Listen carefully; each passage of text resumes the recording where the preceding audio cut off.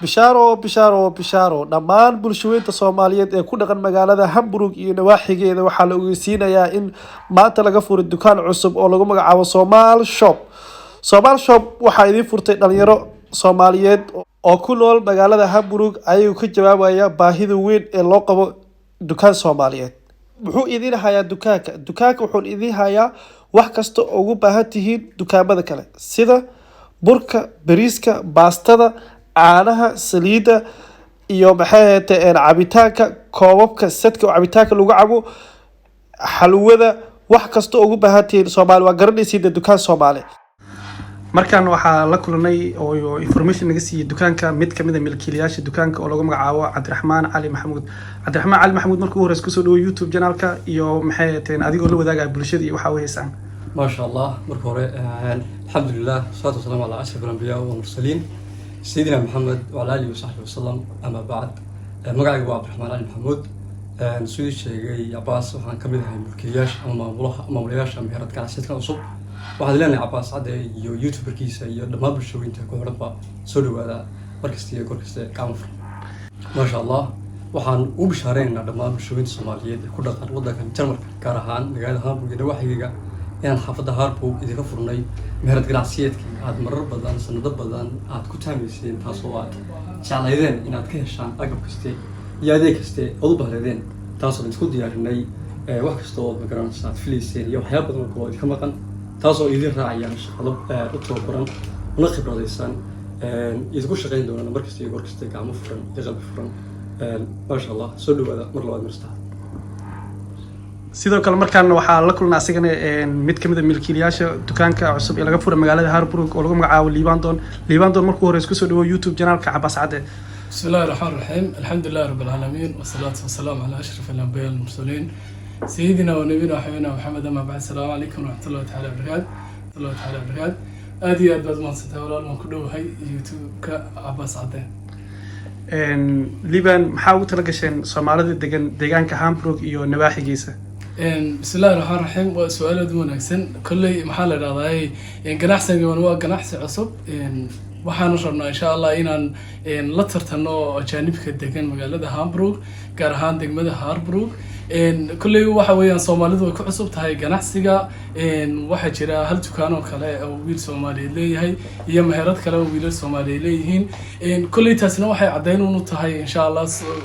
Soomaalida degan magaalada Hamburg inay wax qabsan karto inay la tartami karto maxaa la yiraahdaa ajaanibka fara badan ee degan ee magaalada Hamburg as community ahaan kulli Soomaalida magaalada Hamburg degan iyo nawaaxigeedu ilaa 5,000 ilaa 6,000 ka badan baa degan kulli u baahan yihiin dad u adeega baahiyahooda meel ay ka heli karaan dan sababtan ugu kaliftay inaan u furno dukaan Soomaaliyeed waxay baahida markaan aragnay baahida ay u qabaan ummadda Soomaaliyeed inay dukaan ay adeeg ay rabaan ka helayaan ay aan eegnay markaas aan u furnay insha Allah inaan ku haminay inaan u furno dukaan Soomaaliyeed ay wax waliba Soomaaliya ugu baahnayeen ay ka heli doonaan waxa kale oo raacsan emergency ah inaan maxaa la yiraahdaa tikidanta si by online loogu geyn doono dadka Afrika u socdaalaya dadka Turkiga dadka Aasiya u socda waxa jira maxaa la yiraahdaa meel aan tikidanta ugu jeeri doono waxa jira oo aan haynayo kale meel fiisahan uga fududeyn doono dadka Afrika u socdaalaya إن شاء الله waxaan rajeynaynaa inaan ajaanibta kale la tartano community-ga Soomaaliyeedna ay ka muuqdaan maxaa la yiraahdaa magaalada Hamburg. السلام عليكم ورحمة الله وبركاته. مقعيق وخالد أحمد عمر وحنا هيدا اليرتا وحنا كمل هيدا اليرتا أساسي تكون الصومال أفرو شوب أقول الله أديكي صومال ذو بحنا دوان هينا لبس مثل كذا كميدا dumar hawluhu oo dhan ba kamida Soomaalidu waan soo dhaweynaa gacmo furmaan ku soo dhaweynaa dukaankiini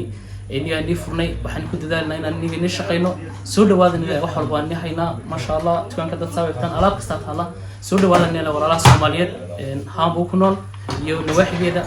sidoo kale waxaa jira dhalinyaro Soomaaliyeed oo ayagana ku nool magaalada Hamburg oo ka soo qayb galay furitaanka dukaanka iyo qaar kale ajaaniba oo ayagana ugu habaliyeen ganacsada cusub dukaanka ee ka furtay magaalada hadaladoodani waxaa kamid ahaa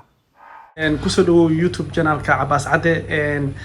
maanta sidoo aragtaa dukaanka cusub ee Soomaalida ee ka furtay magaalada Hamburg maxay tahay adigana aad kamid tahay dhalinyarada soo boqotay maanta dukaanka الرحمن الرحيم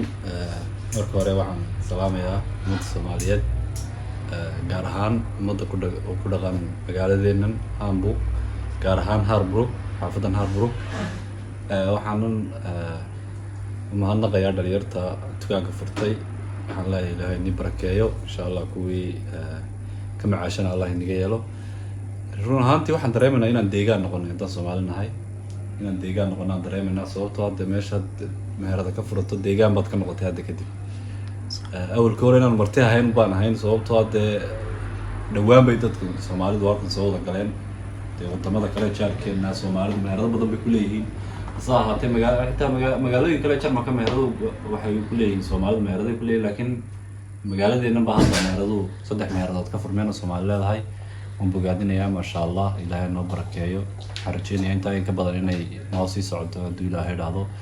oo nin walba dhinaca ka soo qabto si ay horumar aan u sameeyno dhamaanteen dadkeenina wax u tarno dadkeena xaqana aan wax u tarno bismillaahir rahmaanir rahiim magacaygu waa Saciid Maxamed Jaamac oo kamid ah dhalinyarada magaalada Hamburg ku nool waxa maanta noo sharaf inaan ka soo qayb galnay xafladda lagu furayo dukaanka Soomaalida ee Somali Afro Shop waxaan leeyahay dhalinyarada isku xilqaantay in dukaanka furto hambalyo Ilaahay ha ka dhigo kii aad manafacsataan dhammaan iyo ummadda Soomaaliyeed bay manafacsato ku nool magaalada Hamburg waxaan leeyahay hambalyo Allah idin barakeeyo Ahmed Jaamac oo jooga Hamburg ma sha Allah maanta waxaan u soo booqanay meheradan Somali Shop oo laga furay Hamburg dhalinyarada furtay waa ku mahadsan yihiin waa dukaanka ugu horeeyay laga furo Hamburg qaybtan kamid ah Hamburg waa soo dhaweynaynaa Soomaalida degan Niedersachsen iyo Hamburg iyo hareeraheedana waxaan leenahay meherada soo booqda waa in camiraa anagu waa ka adeeganay maanta familiyada iyo caruuraha iyo xaasaskana waa keenina hawl wanaagsan bay qabteen oo waxa weeye waa dadaaleen nimanka dhalinyaradii Allah ha barakeeyo muruqa iyo xooga intaasaan odhanaya insha Allah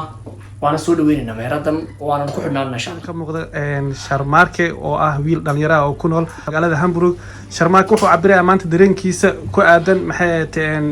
dukaanka cusub oo laga furay magaalada Hamburg Sharmaarke ku soo dhawow YouTube channelkayga Cabaas Cade markuu horeysa Cabaas waa maasantaa walaal waxaan kaloo aad mahad ugu celinayaa dhalinyarta isma bulshada ee dukaan magaalada Hamburg ka furtay dukaano kale oo jiraan Soomaaliya laakiin dukaan noocan oo kale wuxuu leeyahay haddii adeeg tahay haddii maxaa la yiraahdaa cabitaan tahay haddii sharaab tahay haddii maxaa la yiraahdaa cunto la karsanay tahay wax kastaba haya waa markii ugu horeysan ku aragno aad baan ugu faraxsanahay waana soo dhaweynayaa haddaan nahay dhalinyarta Hamburg degan aad baan ugu faraxsanahay dukaanka maanta laga furay magaalada Okay maxay talo soo jeedinaysaa ayadana dhalinyarada ku nool magaalada Hamburg in ay kugu daydaan dukaankan iyo dukaamo kale badan inay yani ka furtaan magaalada aad iyo aad waa su'aal wanaagsan waxa waaye horta dhalinyartu aad bay u fiican yihiin Hamburg degan waa dad wada shaqeysata wax horumar wala gaari hadda dhalinyartan magaalada ka furtay oo dhalinyartii magaalada sidii oo kale deganaa marka waxaan dhalinyarta aan aad u maxaa la yiraahdaa tartan gelinayaa in dukaano noocan oo kale iyo ganacsiyada ay ku kala baahan oo maxaa la yiraahdaa hal meel oo quraata isku assalaamu calaykum waraxmatullaahi wabarakaatuh magacaygu Axmed Cabdikariim Maxamed oo leeyahay Axmediid oo ku nool magaalada Hamburg waxaan maanta noo farxada inaan joogno furitaankii qayb kamid ah ganacsiyada ku soo kordhay Soomaalida magaalada ama gobolkan Hamburg iyo nawaaxigiisa waxaan leenahay waa soo dhaweynaa maxay tahay inamadan dadaalay hawshan loo baahnaa iyo adeegan loo baahnaa Soomaalida ku soo kordhiyay waana ugu hambalyeynaa waana ugu mahadnaqaynaa dadka Soomaaliyeed iyo dadka adigu East Africa ka yimid waxay ka helayaan waxay ay u baahnaayeen waan soo dhaweynaynaa waxaan leenahay gacmo furan soo dhawaada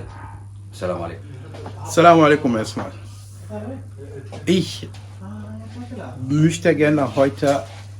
die Nachricht mitteilen, dass wir heute hier einen neuen somalischen Laden. Dieser Laden besteht auf hauptsächlich somalische Lebensmittel, Kosmetik und Parfüm. Das ist ein Anfang in Harburg, Krümelstraße Nummer 3. Wir bieten hier Vielfaltigkeit und viele verschiedene Sachen. Bitte kommt, besucht uns und ihr seid herzlich willkommen. Danke. dukaanka wuxuu ku yaalaa oo aad ka heli kartaan agagaarka masjidka Imaan ee magaalada Hamburg wadada Kurb Holzbeek Straße 3 dhamaadka wadada. Wixii faahfaahin intaas dheer waxaad kala xiriiri kartaa taleefanada iyo emailka shaashada idinkaga muuqda.